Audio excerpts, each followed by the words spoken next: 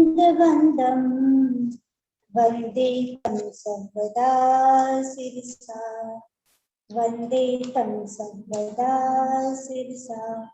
जय बोले अनंत अनंत परमेश्वर भगवान की जय। दयादिदेव श्री शांतिनाथ भगवान की जय। परम पूज्य आचार्य श्री विमल सागर जी महाराज की जय। परम पूज्य तपस्वी सम्राट श्री सन्मति सागर जी महाराज की जय। युग प्रमुख शंकराचार्य आचार्य गुरुदेव श्री विराग सागर जी महाराज की जय। परम पूज्य श्री पुष्पिता श्री बेगम्या श्री माता जी की जय।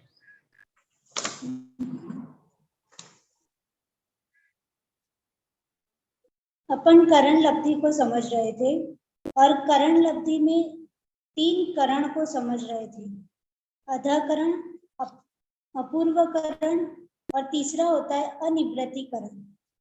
तो अधाकरण किसे कहते हैं, अपूर्वकरण किसे कहते हैं और अनिवृत्तिकरण किसे कहते हैं।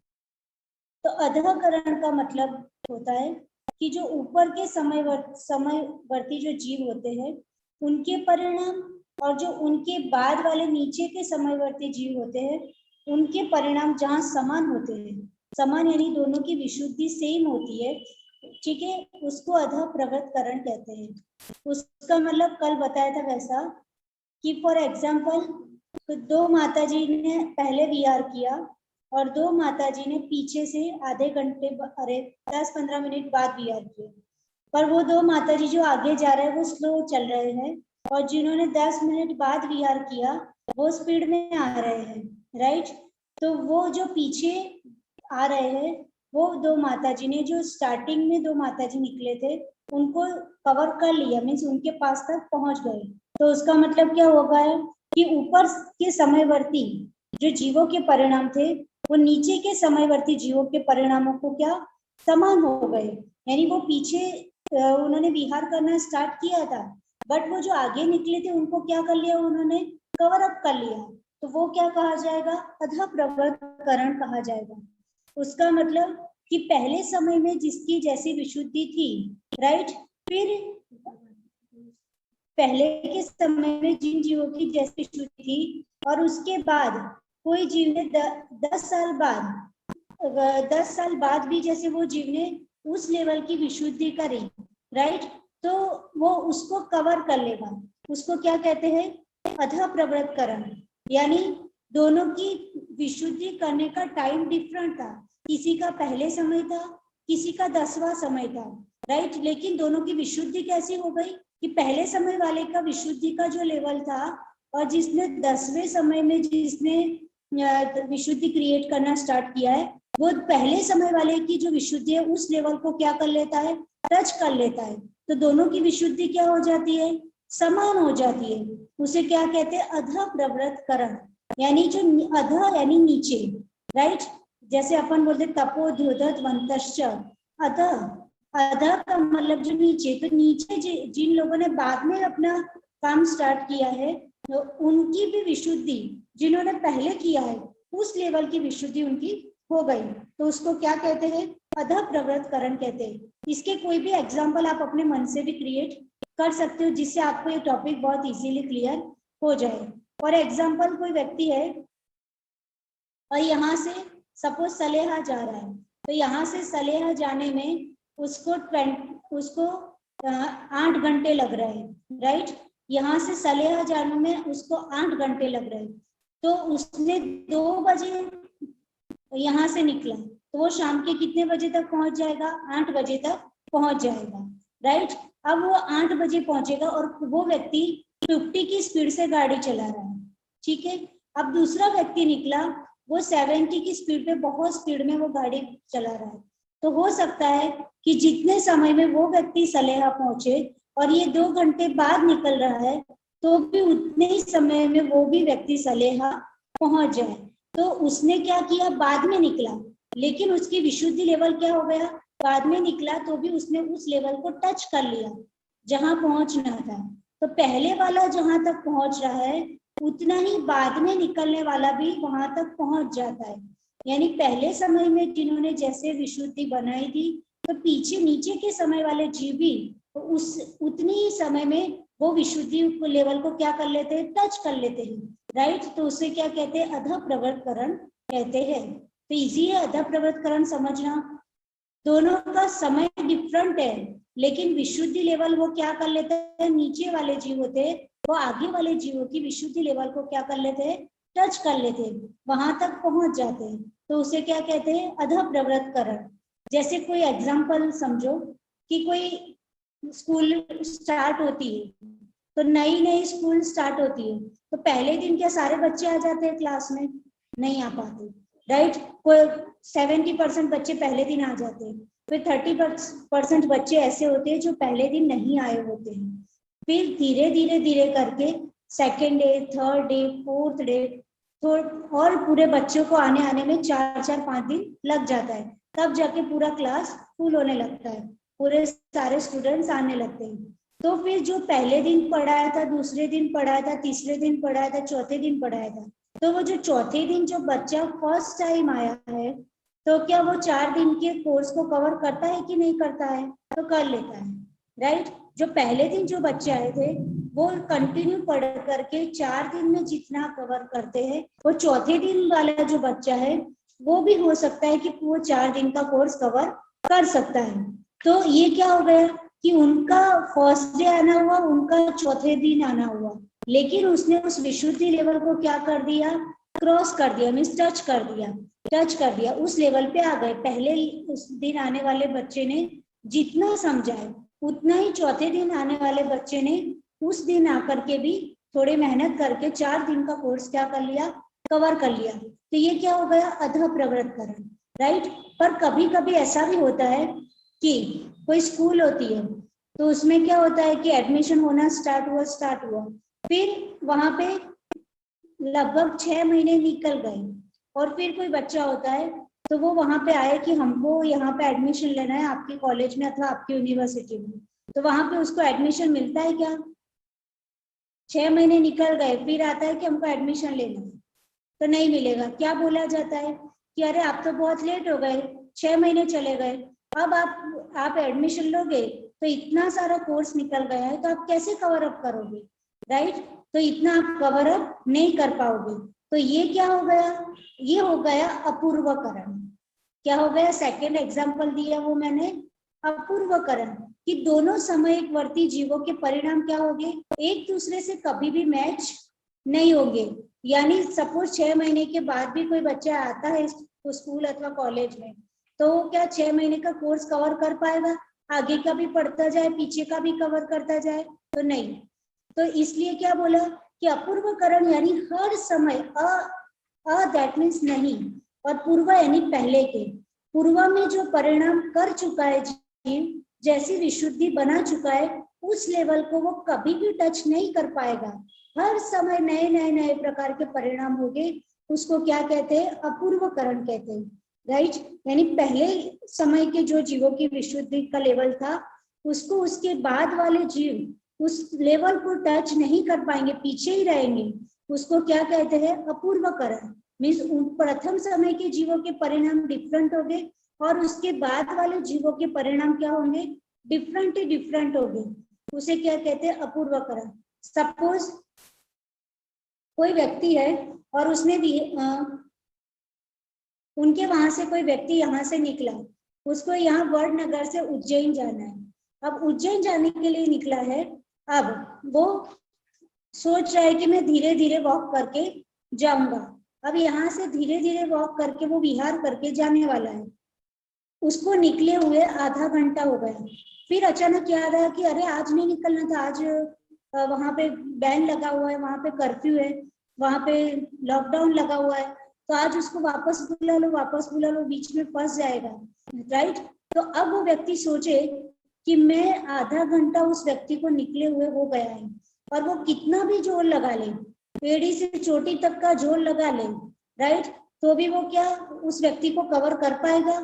दूसरे व्यक्ति जो पहले निकला था उसको आधा घंटा हो चुका है, और फिर उसको याद आया कि अरे इसको नहीं निकलने देना था, लॉकडाउन है, वहां पे फंस जाएगा रास्ते में, उसको वापस बुला लो, राइट। और उसके पास मोबाइल भी नहीं है, कोई कम्युनिकेशन की मीडियम भी नहीं है, अब इसको भी चल के जाना है, तो अब कैसे करेगा, कितना भी जोर लगा ले उस व्यक्ति को कवर नहीं कर पाए। ऐसी ही बात है अपूर्वकरण में, जो पहले के परिणाम है उस समयवर्ती जीवों के परिणाम और पीछे के जो जीव है, पीछे के समयवर्ती जो जीव है, उनके परिणाम कभी भी एक दूसरे से मैच नहीं होंगे, सबके परिणाम डिफरेंट डिफरेंट ही होंगे। उसको क्या कहते हैं? अपूर्वकरण कहते हैं, राइट। अब तीसरा होता है अनिवृत्तीकरण। अनिवृत्तीकरण का मतलब होता है, अ का मतलब होता है नहीं, और निवृत्ति का मतलब होता है भेद, और करण का मतलब होता है परिणाम। ये करण शब्द बहुत सारी जगह यूज होता है, जैसे कर्णानुयोग। तो कर्णानुयोग जब बोलते हैं तो करण का एक अर्थ होता है गणित, मैथ्स, राइट, जिसमें मैथ्स के थ्रू जो बातें बताई हो उसको कहते हैं कर्णानुयोग। करण के बहुत सारे, करण का एक अर्थ होता है परिणाम, राइट। करण का एक अर्थ क्या होता है? परिणाम। तो यहाँ पे अपने को क्या अर्थ लेना है? करण का अर्थ परिणाम, राइट। तो फिर अनिवृत्तीकरण, अ का मतलब जो नहीं है, निवृत्ति का मतलब भेद, और करण का मतलब परिणाम, ठीक है। यानी जहां परिणामों में कोई भी प्रकार का भेद नहीं है, यानी समान समयवर्ती जीवों के परिणाम समान होते हैं और भिन्न समयवर्ती जीवों के परिणाम असमान ही होते हैं, उसे अनिवृत्तीकरण कहते हैं। जैसे प्रथम समय में जितने भी जीव है, राइट, प्रथम समय में जितने भी जीव है उन सबके परिणाम क्या मिलेंगे? आपको समान ही समान मिलेंगे। और दूसरे समय में जितने भी जीव होंगे उन सबके परिणाम क्या मिलेंगे? उसमें कोई भेद नहीं होगा, उन सबके परिणाम समान ही समान मिलेंगे। तीसरे समय में जो जीव होंगे उनके परिणाम क्या? समान ही समान मिलेंगे। तो उसका मतलब जहां एक समयवर्ती जीवों के परिणामों में कोई भी प्रकार का भेद नहीं होते हैं, राइट। और दूसरे समयवर्ती जीवों के परिणाम और पहले समयवर्ती के जीवों के परिणाम वो तो डिफरेंट हो सकते हैं, लेकिन एक समयवर्ती जीवों के परिणाम आपको क्या मिलेंगे? समान ही समान मिलेंगे। दूसरे समयवर्ती जीवों के परिणाम फिर से समान, तीसरे समयवर्ती जीवों के परिणाम फिर से समान मिलेंगे। तो इस प्रकार हर एक समय में परिणाम जहाँ पे समान ही समान होता है, उसमें आपस में कोई भेद नहीं होता है, उसे क्या कहते हैं? अनिवृत्तीकरण गुणस्थान कहते हैं। तो फिर से मैं तीनों का डिफरेंस समझा रही हूँ। अपूर्वकरण गुणस्थान में क्या होता है कि अपूर्वकरण गुणस्थान में क्या होता है कि पहले समयवर्ती जीवों के जो परिणाम होते हैं उसको उसके बाद वाले नीचे के समयवर्ती जीव होता है उस विशुद्धि लेवल को टच कर लेता है। यानी पहले के समयवर्ती जीवों के परिणाम और बाद के समयवर्ती जीवों के परिणाम क्या हो जाते हैं? समान हो जाते हैं, उसे अधः प्रवृत्तकरण कहते हैं, राइट। फिर दूसरा क्या अपन ने पढ़ा? अपूर्वकरण।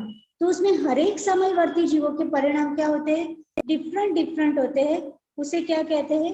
अपूर्वकरण। और तीसरा क्या पढ़ा अपन ने कि अनिवृत्तीकरण में कि पहले के जितने भी जीव होंगे, ठीक है, प्रथम समय में जितने भी जीव होंगे उन सबके परिणाम तो समान होंगे, दूसरे समय में जितने भी जीव होंगे उन सबके परिणाम भी क्या मिलेंगे? समान मिलेंगे, और तीसरे समय में जितने भी जीव होंगे उन सबके परिणाम इस तरह से समान समान मिलेंगे। तो ये हो गया अनिवृत्तीकरण। तो अपूर्वकरण, अधःकरण, अपूर्वकरण और अनिवृत्तीकरण। अब अपन समझ रहे थे प्रथमोपशम सम्यक्त्व। तो प्रथमोपशम सम्यक्त्व की प्रोसेस अपने को पता थी कि संघी होना चाहिए, पंचेंद्रिय, गर्भज, राइट। ये सारी 8-10 पॉइंट थे। वो ये 8-10 पॉइंट में जो व्यक्ति सुटेबल है, ठीक है, जो व्यक्ति सुटेबल है, मिथ्या दृष्टि होना चाहिए, मंद कषाय होना चाहिए, विशुद्ध परिणाम वाला होना चाहिए, अपन ने सबसे स्टार्टिंग में कहा। तो वो जीव क्या करेगा? ये जिसमें सारे पॉइंट सुटेबल है वो क्षयक्षम लब्धि, विशुद्धि लब्धि, देशना लब्धि, प्रायोग्य लब्धि और करण लब्धि में जाएगा। और जो करण लब्धि में पहुंचेगा वो श्योर है कि अंतर मुहूर्त बाद उसको प्रथमोपशम सम्यक्त्व होगा ही होगा। अब करण लब्धि में 3 करण को पास करता है, सबसे पहले अधःकरण, फिर अपूर्वकरण और फिर अनिवृत्तीकरण, राइट। अब ये करण कैसे होते रहते हैं? तो ये सब विशुद्धि के लेवल पे बात है। उसके लिए कहा जाता है कि जो तत्व विचार है, राइट, तत्व विचार के तद्रूप अनुकरण करना, आचरण करना, यानी तत्व विचार में जो बताए उस रूप अपने बुद्धि पूर्वक तद्रूप होना, उसे क्या कहते हैं? वो प्रकार की विशुद्धि जहां पर होती है, बुद्धि पूर्वक तो जो इतना ही करता है कि जो तत्व की बातें हैं उस रूप उसका श्रद्धान हो जाना, वही क्या बुद्धि पूर्वक जीव का पुरुषार्थ चलता है। फिर ये करण 3 करणों में से पास होता है, राइट।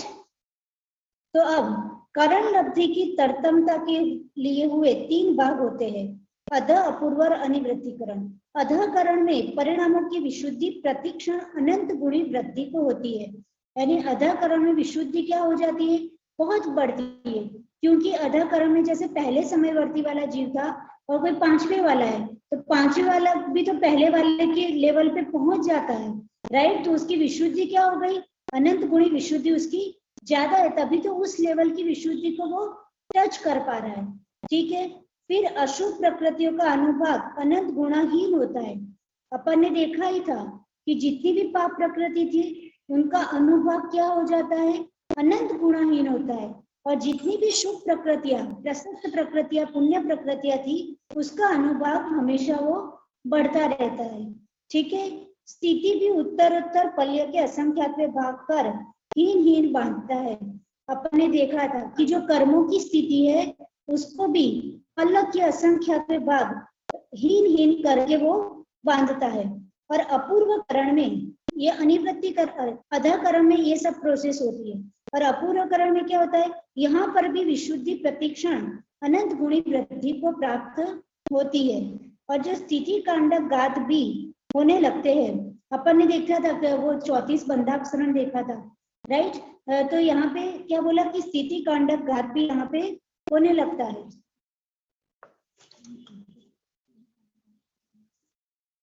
जो कोड़ा कोड़ी सागरों की स्थिति का बंध वो नहीं करेगा, वो क्या करेगा? अंतः कोड़ा कोड़ी की स्थिति का बंध करेगा। और फिर ये तीनों ही करण जीव के उत्तर वृद्धिगत विशुद्धि परिणामों के अतिरिक्त अन्य कुछ नहीं है, यानी इसमें ज्यादा कुछ व्यक्ति बुद्धि पूर्वक कोई पुरुषार्थ इतना नहीं करता है, यानी जैसे जैसे विशुद्धि बढ़ी उसके अकॉर्डिंग अधकरण, अपूर्वकरण और अनिवृत्तिकरण में वो आगे बढ़ेगा। तो अधकरण से अपूर्वकरण में विशुद्धि ज्यादा, अपूर्वकरण से अनिवृत्तिकरण में ज्यादा, राइट। फिर इनके प्राप्त करने में कोई अधिक समय भी नहीं लगता है, क्योंकि अपन जानते हैं करण लब्धि में एंट्री करने के बाद अंतर्मुहूर्त में तो क्या हो जाने वाला है? प्रथमोपसम सम्यक्त्व। तो ये सब होने में भी कोई ज्यादा टाइम नहीं होता, खाली विशुद्धि लेवल बहुत अच्छा होता है तो फटाफट वो सारी क्रियाएं हो जाती है। और तीनों ही प्रकार के परिणाम अंतर्मुहूर्त मात्र में पूरे हो जाते हैं। तीनों ही परिणाम अधकरण, अपूर्वकरण और अनिवृत्तिकरण कितनी देर में फिनिश हो जाएंगे? अंतर्मुहूर्त में फिनिश हो जाएंगे। और कब क्या होगा? तब अनिवृत्तिकरण काल के असंख्यात बहुभाग व्यतीत हो जाने पर अंतःकरण करता है, और परिणामों की विशुद्धि के द्वारा जो सत्ता में स्थित कर्म प्रदेश से उस कर्म प्रदेशों में से कुछ निषेकों को अपना स्थान छोड़कर अपकर्षण द्वारा ऊपर नीचे के निषेकों में मिला देता है। अंतःकरण का मतलब होता है कि विशुद्धि के द्वारा वो क्या करता है? जब अनिवृत्तिकरण में होता है तो अनिवृत्तिकरण के समय में अनिवृत्तिकरण के जो असंख्यात बहुभाग होते हैं उतने व्यतीत कर देता है, और फिर क्या करता है? अंतःकरण करता है। तो अंतःकरण में क्या होता है कि जितने कर्मों के प्रदेश बचे हैं तो वो कर्मों के प्रदेशों को ऊपर नीचे कर देता है, यानी जो अभी कर्मों के प्रदेश है उसका उत्कर्षण अपकर्षण करके उस समय उसको क्या कर देता है? घटा देता है। आधे को ऊपर भेज दिया, आधे को नीचे। इसको अपनी लैंग्वेज में क्या बोल दिया? ऊपर नीचे कर दिया। दैट मीन्स उत्कर्षण अपकर्षण वो अपकर्षण कर देता है, ठीक है। और फिर उन्हीं परिणामों के प्रभाव से मिथ्यात्व नाम का जो कर्म था वो 3 भागों में विभाजित हो जाता है। अभी तक क्या था? मिथ्यात्व। अब 3 करण पास किए, और अनिवृत्तिकरण में क्या होने लगा कि कर्मों के प्रदेश को ऊपर नीचे कर दिया अपकर्षण के द्वारा, और उसके कारण जो मिथ्यात्व था उसके 3 टुकड़े हो गए। जो मिथ्यात्व था उसके 3 टुकड़े हो गए, कौन कौन से? तो मिथ्यात्व, सम्यक मिथ्यात्व और सम्यक प्रकृति। ठीक है, ये तीनों ही कोई स्वतंत्र प्रकृतियां नहीं है, वो एक ही प्रकृति में कुछ प्रदेशों का अनुभाग तो पूर्ववर्ती रह जाता है, उसे मिथ्यात्व कहते हैं, राइट। और कुछ अनुभाग अनंत गुणहीन हो जाता है, वो सम्यक मिथ्यात्व कहते हैं। और कुछ का अनुभाग घटकर उससे अनंत गुणहीन हो जाता है, वो सम्यक प्रकृति कहते हैं। तो जब कर्मों के प्रदेश को ऊपर नीचे कर दिया तो मिथ्यात्व जो कर्म था उसके मिथ्यात्व थे उसके 3 टुकड़े हो गए, मिथ्यात्व, सम्यक मिथ्यात्व और सम्यक प्रकृति, राइट। अब मिथ्यात्व में तो क्या होता है, कुछ प्रदेशों का अनुभाग तो जैसे पहले था वैसा ही बना रहता है, पर सम्यक मिथ्यात्व में क्या हो जाता है, अनंत गुणाहीन हो जाता है, और उसका कुछ का अनुभाग घटकर अनंत गुणा क्या हो जाता है, हीन हो जाता है। और जो सम्यक प्रकृति आएगी उसमें कुछ का अनुभाग उससे भी अनंत गुणहीन हो जाता है। यानी मिथ्यात्व में तो कुछ प्रदेशों का अनुभाग पहले की तरह ही रहता है, सम्यक मिथ्यात्व में क्या हो जाएगा, मिथ्यात्व में जो प्रदेशों का अनुभाग था उससे अनंत गुणहीन हो जाएगा, और सम्यक प्रकृति में क्या होगा, उससे भी अनंत गुणा क्या हो जाएगा, हीन हो जाएगा। तब इन तीनों ही भागों की अंतर्मुहूर्त मात्र के लिए मूर्छित जैसी अवस्था हो जाती है कि वे ना उद्यावली में प्रवेश कर पाते, ना उत्कर्षण अपकर्षण होता है। जब ये प्रोसेस होती है, मिथ्यात्व के 3 टुकड़े हो जाते हैं और अनुभाग भी उत्तर अनंत गुणाहीन हो जाता है, तब ऐसी सिचुएशन बनती है कि वो ना उद्यावली यानी उदय में वो प्रवेश कर पाते, ना उनका कुछ अपकर्षण हो रहा है ना कुछ उत्कर्षण हो रहा है, ऐसी मूर्छित जैसी अवस्था हो जाती है। और इतने काल मात्र के लिए उद्यावली में से दर्शन मोह की तीनों ही प्रकृतियां का सर्वथा अभाव हो जाने से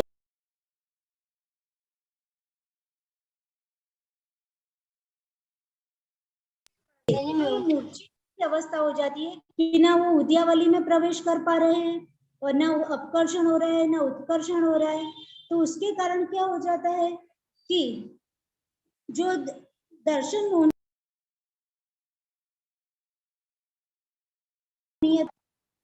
मिथ्यात्व, सम्यक मिथ्यात्व और सम्यक प्रकृति तीनों ही अपना काम नहीं कर पा रही है, राइट। ना उनका उत्कर्षण हो रहा है ना अपकर्षण हो रहा है, कुछ नहीं हो पा रहा है। तो उस जो मूर्छित जैसी अवस्था है, पूरा काम एक थोड़े समय के लिए क्या होगा, स्टॉप जैसा हो गया, ठीक। तो उसके कारण दर्शन मोह की तीनों ही प्रकृतियों का क्या हो जाता है, उद्यावली में अभाव। उद्यावली यानी जो कर्म उदय में आ रहे थे उसमें दर्शन मोह की तीनों प्रकृतियों के कारण क्या हो जाता है, अभाव हो जाता है। और जो अभाव हो जाता है उसको ही क्या कहते हैं, उपशमकरण कहते हैं। और ठीक है, और इसके होने पर जीव को क्या प्राप्त होता है, उपशम सम्यक्त्व प्राप्त होता है। तो अपन जो इतने दिनों से क्लास पढ़ रहे थे कि प्रथमोपशम सम्यक्त्व कैसे प्राप्त होता है, तो आज प्राप्त हुआ। समझ में आया कि वो तीनों मिथ्यात्व के 3 टुकड़े हो गए और तीनों की ऐसी अवस्था हो गई कि वो अपना रोल प्ले नहीं कर पा रहे, ना उदय में आ रहे, ना उत्कर्षण हो रहा है ना अपकर्षण हो रहा है, एकदम मूर्छित जैसी कंडीशन हो गई। तो उस समय उद्यावली में दर्शन होने की तीनों प्रकृति का अभाव हो गया। जब दर्शन होने की तीनों प्रकृति का अभाव होगा तभी सम्यक्त्व प्राप्त होगा। जब दर्शन सम्यक्त्व का मतलब ही होता है कि दर्शन मोहनीय का सर्वथा नाश होना, उसे क्या कहते हैं, सम्यक्त्व कहते हैं। समझ में आया? 2 होते हैं मोहनीय के, दर्शन मोहनीय और चारित्र मोहनीय। तो चौथे गुणस्थान में क्या होता है, जब दर्शन मोहनीय का अभाव हो जाता है तो उसको क्या प्रकट होता है, सम्यक्त्व प्रकट होता है। और आगे वो व्रत रूप चारित्र को ग्रहण करता है, एक देश व्रत यानी अणुव्रत, महाव्रत ऐसे ग्रहण करता है। तो जैसे जैसे चारित्र मोहनीय का क्षयोक्षम होगा वैसे वैसे वो आगे व्रत ग्रहण कर पाएगा। तो अभी अपन प्रथमोपशम सम्यक्त्व देख रहे थे, तो प्रथमोपशम सम्यक्त्व में दर्शन मोहनीय का क्या हो गया, अभाव हो गया। तो उस समय उसको प्रथमोपशम सम्यक्त्व उत्पन्न होता है। ठीक है, अब विरोधी कर्म थे, क्योंकि सम्यक्त्व उत्पन्न करने में कौन रोक रहे थे, तो सम्यक्त्व उत्पन्न करने में दर्शन मोहनीय रोकता है, ठीक है, मिथ्यात्व रोकता है।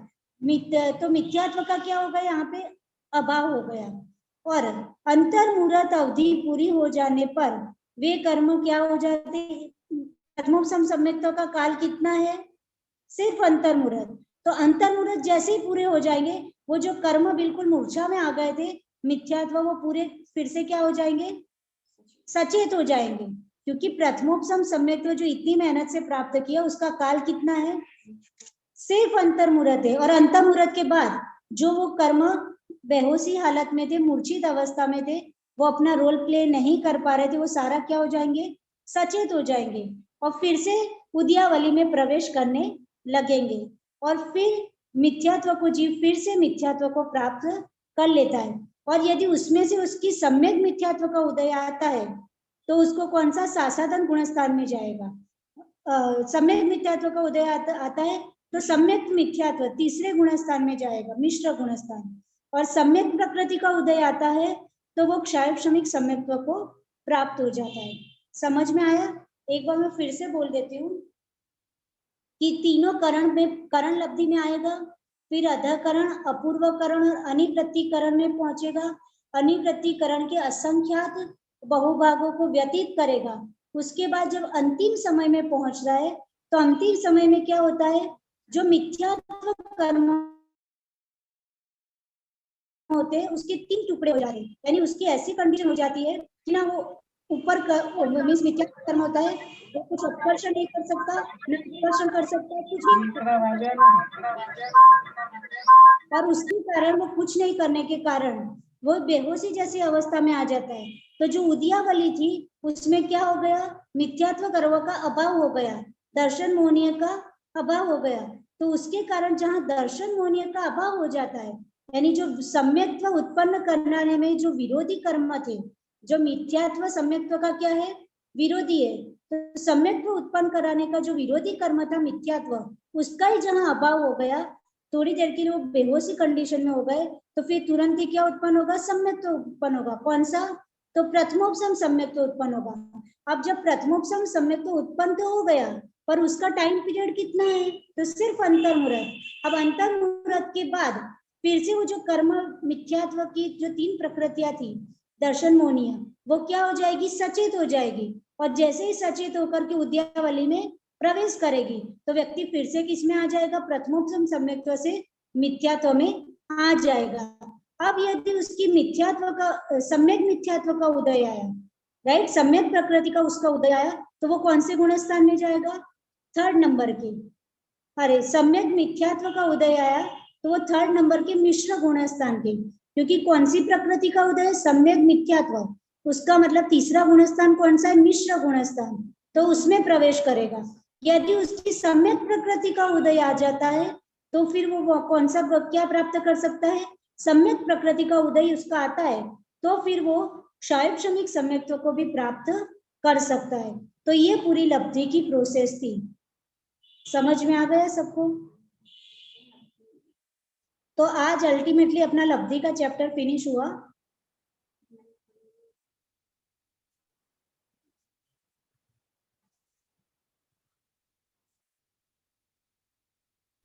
तो जी मतलब प्रथमोपसम सम्यक प्राप्त करने के लिए करण लब्धि में जाना जरूरी है?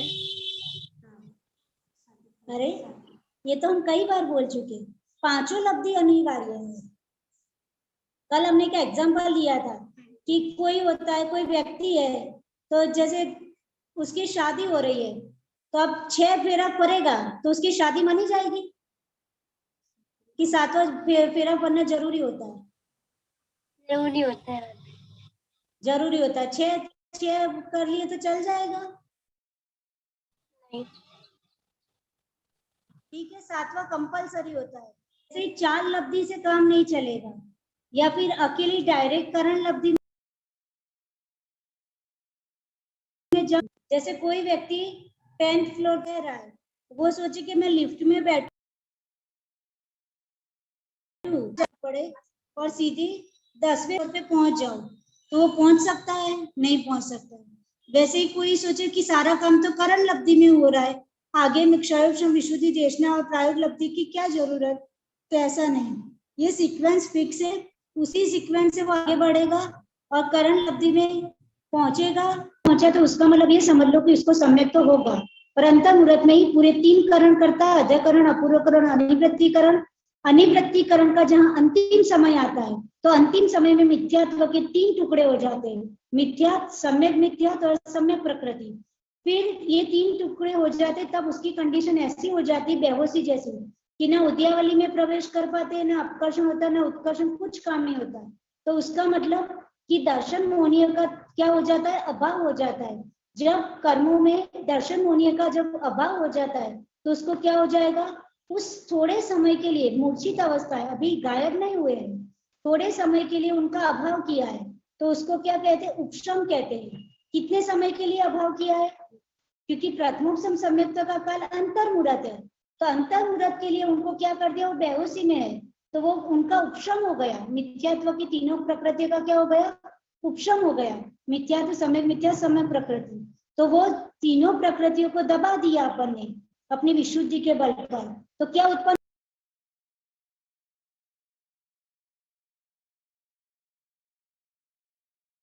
जाती है, सचेत हो जाती है, और सचेत होकर के उद्यावली में क्या कर लेती है, प्रवेश कर लेती है। अब मिथ्यात्व प्रवेश किया तो आपका मिथ्यात्व का उदय आ गया, सम्यक मिथ्यात्व का प्रकृति उदय में आई, तो क्या होगा, आपका मिश्र गुणस्थान, तीसरा गुणस्थान बनेगा। और यदि सम्यक प्रकृति का उदय आया तो आप क्षायोग श्रमिक सम्यक्त्व को प्राप्त कर सकते हो। तो ये पूरी पंचलब्धि थी, आप लोगों को समझ में आ गया होगा। यहाँ अपना ये सिलेबस पंचलब्धि का फिनिश हुआ। और पंचलब्धि समझते समझते आप लोगों ने लब्धिसार ग्रंथ की 10 या 11 गाथा भी पढ़ ली। जैसे लब्धिसार ग्रंथ में जैसी सीक्वेंस थी उसी सीक्वेंस से अपन ने पढ़ा। अब बहुत ही मीन्स उसमें बहुत ही डिटेल में था और बहुत ज्यादा ही टफ था, वो सबको समझना हार्ड हो जाता है, इसलिए अपन ने पंचलब्धि को यहाँ ही फिनिश किया। फिर कभी आगे जाकर टाइम मिला, ज्यादा लंबा टाइम, तब लब्धिसार ग्रंथ को भी पढ़ेंगे। ठीक है, तो आज इतना ही रखते, अपना यहाँ पे लब्धिसार ग्रंथ, अरे पंचलब्धि फिनिश हो गई। अब सबको पेपर देना है।